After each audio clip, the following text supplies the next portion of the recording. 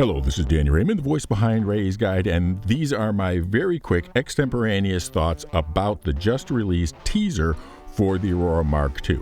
When they first announced the Aurora Mark II, I was very curious about whether they would be able to fit all the necessary things for a current generation starter ship for Star Citizen inside of the footprint, and could they maintain the aesthetic of the Aurora while bulking it up in this way. And from this aesthetic, it doesn't look like they even tried to maintain the aesthetic of the Aurora.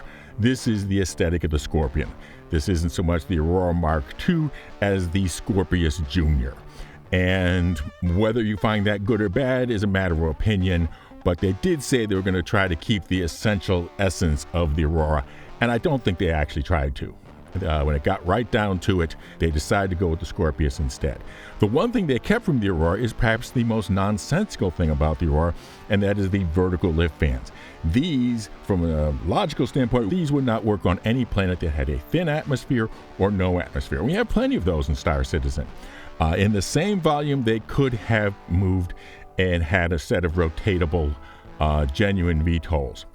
It looks like they are going to be having two basic model numbers. It looks like they're going to be able to do a 2-across structure for the loading and have the loading be entirely enclosed, have the cargo be entirely enclosed rather than underslung. A situation more like, again, some of the other RSI ships. So I was expecting we're going to see at least 2 separate models from this transition here.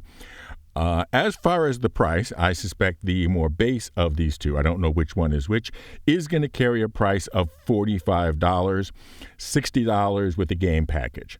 I also predict that the Mustang will no longer be offered as a game package either. They are either going to come out with a Mustang 2 at a similar $45 price point, or they're just going to be continuing offering other Starter Plus ships as the other choice of the game package that is offered to beginners. Why do I believe this? Why do I believe the price is going to be jumping up $15? The answer is basically in one word: inflation.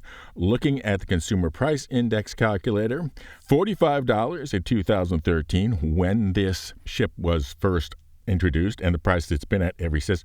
$45 in 2013 comes out to about $62 in 2026.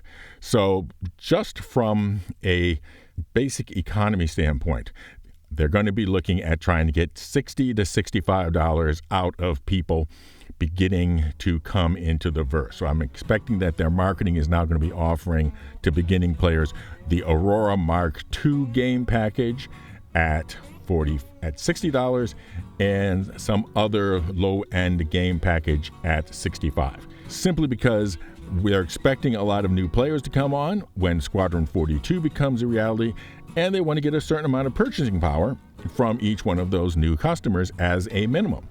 So I think that's actually one of the main things behind the Aurora Mark II.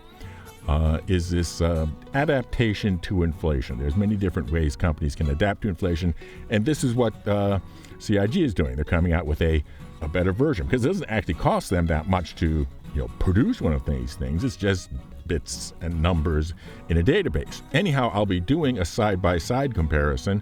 Will many people be wanting to upgrade their Aurora Mark I to their Aurora Mark II? Quite likely, but it's also quite likely that honestly, they probably already have. If they've wanted more than Aurora in the game, they've probably already upgraded themselves to something more. Apart from that, the secret word for this video is going to be the nonsensical thing they carried forward from the Aurora Mark I to the Aurora Mark II that they probably should have. Apart from that, fly safe, keep it real, and I'll see you in the verse. This is Danny Raymond with Ray's Guide.